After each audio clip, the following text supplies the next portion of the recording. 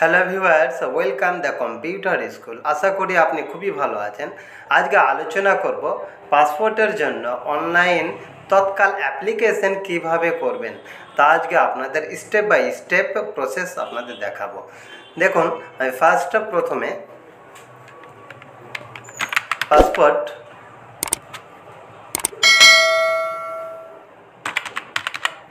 india.gov.in এই site আমি type করার পর দেখুন আমি সার্চে দিলাম। তারপরে দেখুন এরকম একটি পেজ আসবে, এখানে ক্রস চিহ্ন দেখতে পাচ্ছেন, এখানে ক্লিক করে দিবেন। তারপরে দেখুন এখানে নিউ ইউজার রেজিস্ট্রেশন, যদি আপনার রেজিস্ট্রেশন না হয়ে থাকে তাহলে আপনি নিউ ইউজার রেজিস্ট্রেশন এখানে ক্লিক করে রেজিস্ট্রেশন করে নেবেন। কিভাবে রেজিস্ট্রেশন করতে হয় তার একটি ভিডিও দেওয়া রয়েছে এবং তার লিঙ্ক দেওয়া থাকবে ডেসক্রিপশনে, আপনি সেখান থেকে কিভাবে রেজিস্ট্রেশন করতে হয় আপনি দেখে নেবেন।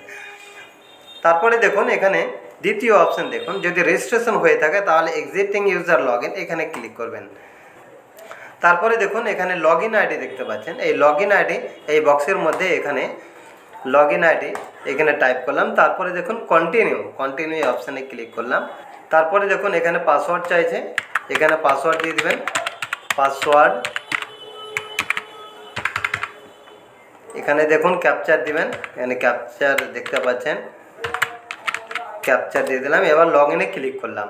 তারপরে দেখুন এরকম একটি পেজ আসবে, এখানে দেখুন দেখতে পাচ্ছেন apply for fresh passport.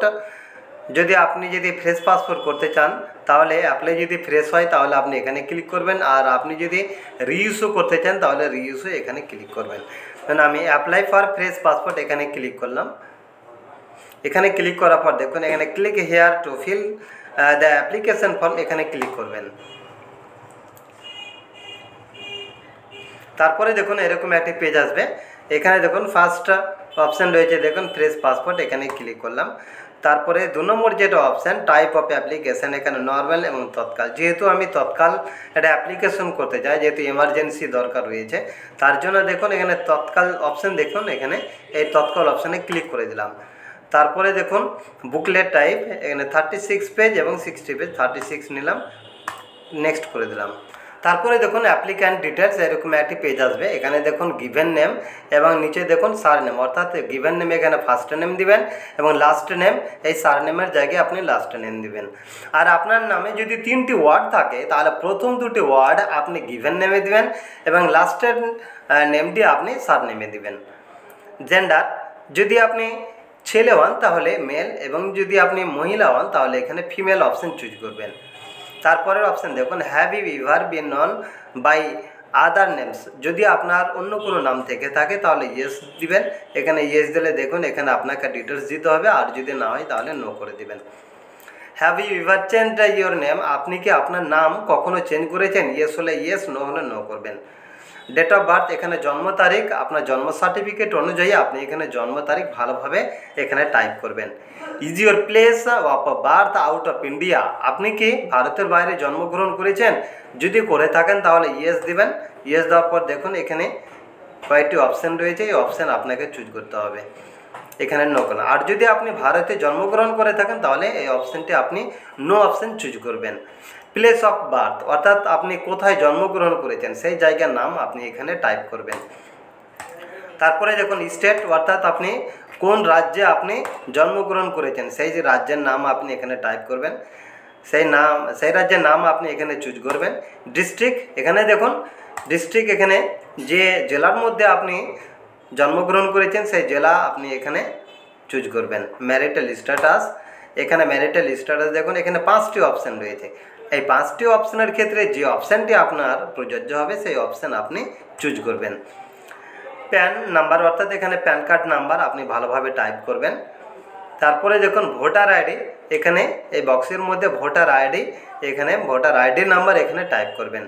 Employment type, এখানে ক্লিক করার পর দেখুন এখানে বেশ কিছু অপশান রয়েছে, যদি আপনি এখানে যদি স্টুডেন্ট হন তাহলে স্টুডেন্ট চুজ করবেন, আদার্স হলে আদার্স, এখানে যদি আপনি সার্ভিস করেন তাহলে সেরকম অপশান রয়েছে, অর্থাৎ যে অপশান আপনার ক্ষেত্রে প্রযোজ্য হবে সেই অপশানটি আপনি এখানে চুজ করবেন।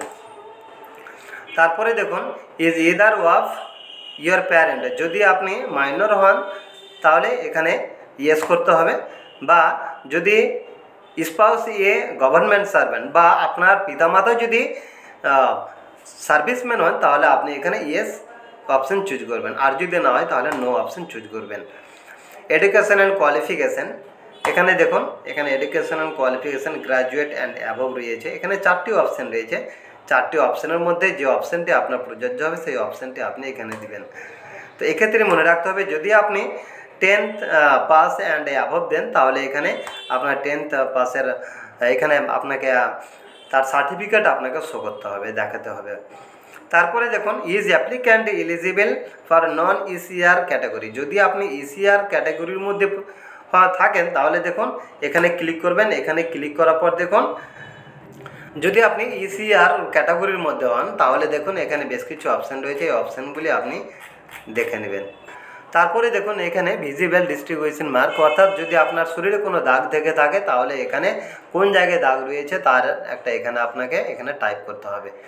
আধার নাম্বার, এখানে ভালোভাবে আধার নাম্বার অবশ্যই আপনি টাইপ করবেন, না হলে কিন্তু ফর্ম ফিল আপ হবে না। সমস্ত কিছু ডাটাই এখানে ফিল আপ হয়ে গেলে নিচে দেখুন এখানে ইয়েস নো, এখানে ইয়েস অপশানে ক্লিক করবেন। তারপরে যখন সেভ মাই ডিটেলস এখানে ক্লিক করবেন। তারপরে নিচের দিকে দেখুন আবার এখানে ইয়েস এই বক্সে ক্লিক করবেন, নেক্সট এই অপশানে ক্লিক করে দেবেন। তারপরে দেখুন এখানে ফ্যামিলি ডিটেলস অপশান দেখতে পাচ্ছেন, এখানে ফাদার্স নেম ভালোভাবে টাইপ করবেন। ফাদার্স নেমের যে ফার্স্ট নেম রয়েছে ফার্স্ট নেম এবং সার নেমে এখানে লাস্ট নেম দিবেন। মাদার্স গিভেন নেম, অর্থাৎ এখানে মাদার্সের ফার্স্ট নেম দিবেন এবং এখানে সার নেমে লাস্ট নেম দিবেন। তারপরে নিচের দিকে দেখুন এখানে লিগাল গার্জিয়ানস নেম, এখানে ইফ অ্যাপ্লিকেবল আপনার যদি প্রযোজ্য হয় তাহলে এই অপশান আপনি এখানে আপনি টাইপ করবেন, আর যদি না হয় তাহলে টাইপ করার প্রয়োজন নাই। তারপরে দেখুন স্পাউস গিভেন নেম, অর্থাৎ যদি আপনার যদি ম্যারিড হয়ে থাকেন তাহলে অবশ্যই আপনাকে এই অপশান আপনাকে চুজ করতে হবে। দেখুন এখানে স্টার চিহ্ন দেওয়া রয়েছে। এখানে স্পাউস অর্থাৎ যদি আপনি অ্যাপ্লিক্যান্টের যদি ছেলে হয় তাহলে তার স্ত্রীর এখানে নাম টাইপ করতে হবে, আর অ্যাপ্লিক্যান্ট যদি মেয়ে হয় তাহলে তার স্বামীর এখানে নাম টাইপ করতে হবে। গিভেন নেম এখানে ফার্স্ট নেম এবং সার নেমে লাস্ট নেম দিবেন। অর্থাৎ এখানে দেখুন এই অপশনের ক্ষেত্রে যদি কোনো নামের যদি 3টি ওয়ার্ড থাকে তাহলে গিভেন নেমে ফার্স্ট 2টি ওয়ার্ড দিবেন এবং সার নেমে লাস্ট নেমটি দিবেন। তারপরে দেখুন সেভ মাই ডিটেলস এখানে ক্লিক করবেন। তারপরে দেখুন এখানে নেক্সট এই অপশানে ক্লিক করবেন। নেক্সট অপশানে ক্লিক করার পর এরকম একটি পেজ আসবে, প্রেজেন্ট রেসিডেন্সিয়াল অ্যাড্রেস, এখানে দেখুন house number and street name, এখানে আপনার হাউসটার নাম্বার দিবেন এবং স্ট্রিট নেম অর্থাৎ এখানে আপনার অ্যাড্রেসটা দিয়ে দিবেন। তারপরে দেখুন ভিলেজ, এখানে ভিলেজ নেম দিবেন। তারপরে স্টেট দেওয়া রয়েছে, ডিস্ট্রিক্ট, পুলিশ স্টেশন এখানে চুজ করবেন যেটা আপনার ক্ষেত্রে প্রযোজ্য হবে, পুলিশ স্টেশন অর্থাৎ থানা। তারপরে দেখুন পিনকোড, এখানে 6 ডিজিটের একটি পিনকোড দিবেন। মোবাইল নাম্বার আপনার অ্যাক্টিভ মোবাইল নাম্বার এখানে দিবেন। তারপরে দেখুন এখানে টেলিফোন নাম্বার, এখানে অপশানাল রয়েছে, আপনার প্রয়োজন যদি হয় তাহলে আপনি দিতে পারেন, না দিলেও অসুবিধা নাই। ইমেল আইডি, এখানে আপনার একটি অ্যাক্টিভ ইমেল আইডি দিবেন। তারপরে নিচের দিকে দেখুন ইজ পার্মানেন্ট অ্যাড্রেস অ্যাভেলেবেল, যদি উপরের যে অ্যাড্রেসগুলি দিলেন সেইটি যদি আপনার পার্মানেন্ট অ্যাড্রেস যদি হয়ে থাকে তাহলে আপনি ইয়েস এই অপশানে ক্লিক করে দেবেন। তারপরে দেখুন এখানে আবার is your permanent address same as present address, অর্থাৎ পার্মানেন্ট অ্যাড্রেস এবং প্রেজেন্ট অ্যাড্রেস সেম একই রয়েছে, তাহলে ইয়েস অপশানে ক্লিক করে দেবেন। তারপরে দেখুন সেভ মাই ডিটেলস এখানে ক্লিক করবেন। তারপরে দেখুন নেক্সট অপশানে ক্লিক করলাম, ক্লিক করার পর আবার ওকে, তারপরে আবার ওকে দিলাম। তারপরে দেখুন এরকম একটি পেজ আসবে, এমার্জেন্সি কন্ট্যাক্ট, এখানে দেখুন নেম অ্যান্ড অ্যাড্রেস, এখানে নাম এবং ঠিকানা দিবেন। তারপরে এখানে যার নাম দিবেন তার এখানে মোবাইল নাম্বার টাইপ করবেন। নিচে যে 2টি অপশান রয়েছে টেলিফোন নাম্বার এবং ইমেল আইডি, এই 2টি অপশান রয়েছে, আপনি প্রয়োজন হলে দিতে পারেন, না দিলেও অসুবিধা নাই। তারপরে দেখুন সেভ মাই ডিটেলস এখানে ক্লিক করে দিবেন। তারপরে দেখুন নেক্সট ওই অপশানে ক্লিক করবেন।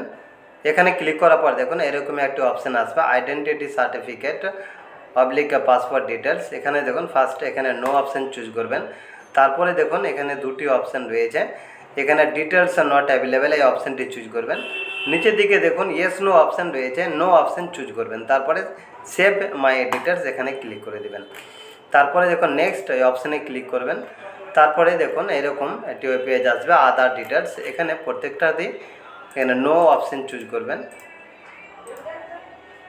এখানে নো অপশন চুজ করে দিলাম। তারপরে দেখুন এখানে সেভ মাই ডিটেলস, এখানে ক্লিক করলাম। ক্লিক করার পর দেখুন আবার এখানে নেক্সট অপশন রয়েছে, এখানে ক্লিক করে দিলাম। এখানে ক্লিক করার পর দেখুন এখানে পাসওয়ার্ড প্রিভিউ ডিটেলস এখানে দেখাবে, অর্থাৎ এইরকমই একটি আপনি পাসওয়ার্ড পেয়ে যাবেন। তো দেখে নেবেন একটু ভালোভাবে যে আপনার নাম, আপনার ফাদার্স, মাদার্স এবং স্পাউস নেম সমস্ত কিছু ঠিকঠাক আছে কিনা। তারপরে আপনার অ্যাড্রেস, জন্ম সার্টিফিকেট, ডেট অফ বার্থ, এগুলো সব ঠিক আছে কিনা আপনি ভালোভাবে একটু দেখে নেবেন, স্পেলিংগুলো সব ঠিক আছে কিনা। তারপরে দেখুন নেক্সট অপশান দেখুন, এখানে ক্লিক করে দেবেন। তারপরে দেখুন এইরকম পেজে একটি আসবে সেলফ ডিক্লারেশন, এখানে দেখুন প্রুফ অফ বার্থ, এখানে ক্লিক করবেন। অর্থাৎ এখানে জন্মের একটি প্রমাণপত্র দিতে হবে। এখানে অনেকগুলি অপশান রয়েছে, আমি প্যান কার্ড অপশান চুজ করলাম। তারপরে দেখুন proof of present residential address, অর্থাৎ প্রেজেন্ট আপনার ঠিকানার এখানে একটি প্রমাণপত্র দিবেন। এখানে অনেকগুলি অপশান রয়েছে, আধার কার্ড দিতে পারেন, আরও অপশান রয়েছে, যে কোনো একটি অপশান আপনি চুজ করে নিতে পারেন। তারপরে দেখুন এখানে প্লেস, এখানে প্লেস আপনি দিয়ে দেবেন। অটোমেটিকভাবে ডেট এখানে চলে আসবে। তারপরে দেখুন আই এগ্রি, এই বক্সে ক্লিক করবেন। সেভ মাই ডিটেলস এখানে ক্লিক করে দিবেন। তারপরে দেখুন এখানে দেখুন যদি আপনি প্রিভিউ অ্যাপ্লিকেশন ফর্ম, যদি আপনি ফর্মটি আবার দেখতে চান তাহলে আপনি দেখে নিতে পারেন। তারপরে এখানে দেখুন সাবমিট ফর্ম, এখানে ক্লিক করে দিলাম। এখানে ক্লিক করে দেওয়ার পর দেখুন এখানে পেমেন্টের জন্য একটি এখানে অপশান চলে আসবে, পে অ্যান্ড শিডিউলড অ্যাপয়েন্টমেন্ট, এখানে ক্লিক করলাম। ক্লিক করার পর দেখুন স্টেট ব্যাংক, এই বক্সে ক্লিক করলাম। নেক্সট এখানে ক্লিক করে দিলাম। তারপরে দেখুন এই অপশানে ক্লিক করে দিলাম। ক্লিক করার পর দেখুন এখানে নিচের দিকে দেখুন এখানে অটোমেটিকভাবে এটা রেফারেন্স নাম্বার চলে এসছে, লোকেশন, অর্থাৎ আপনি কোথায় ভেরিফিকেশন করাতে চান সেই অপশান আপনি এখানে চুজ করবেন। চুজ করার পর দেখুন এখানে আবার এখানে অ্যাড্রেস দেওয়া রয়েছে, যেখানে আপনি ভেরিফিকেশন করবেন যে অফিসে, সেই অফিসের অ্যাড্রেস দেওয়া রয়েছে। ইন্টার, এখানে দেখুন এখানে ক্যাপচার দিয়ে দেবেন। তারপরে দেখুন নেক্সট ওই অপশানে ক্লিক করলাম।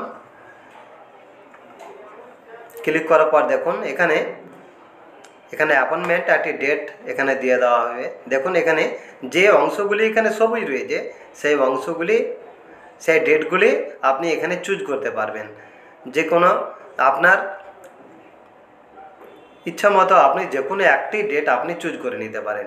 বা আপনি যদি পরে মনে করেন যে আমি অ্যাপয়েন্টমেন্ট ডেট আপনি চেঞ্জ করতে পারেন, তাহলে সেটা আপনি পরেও চেঞ্জ করে নিতে পারেন। তারপরে দেখুন পে অ্যান্ড বুক অ্যাপয়েন্টমেন্ট, এই অপশানে ক্লিক করবেন। এখানে ক্লিক করার পর ওকে, এখানে দেখুন পেমেন্টের জন্য প্রচুর অপশান রয়েছে, যে কোনো অপশান আপনি এখান থেকে চুজ করে নিতে পারেন। দেন ইউপিআই আমি এখানে চুজ করলাম। চুজ করার পর দেখুন এখানে কিউআর কোড, আমি এখানে আবার দুটি অপশান রয়েছে, কিউআর কোড থেকে আপনি করে নিতে পারেন। কিউআর কোডের মাধ্যমে খুব সহজেই এখানে আপনি পেমেন্ট করে নিতে পারবেন। অ্যাপয়েন্টমেন্ট কনফার্মেশন এখানে অলরেডি দিয়ে দিয়েছে এবং এখান থেকে আপনি প্রিন্ট করে নিতে পারেন রিসিপ্ট। তাহলে অ্যাপ্লিকেশান প্রসেস অলরেডি কমপ্লিট। এইভাবে আপনি তৎকাল পাসপোর্টের জন্য তৎকাল অ্যাপ্লিকেশান আপনি ফর্ম ফিল আপ করতে পারেন। আশা করি এই ভিডিওটি আপনার খুবই কাজে লাগবে। এরকম অসংখ্য টিপস পেতে আমার চ্যানেলটি সাবস্ক্রাইব করুন, লাইক, শেয়ার ও কমেন্ট করুন এবং নিয়মিত ভিডিও পেতে নোটিফিকেশান অন করুন।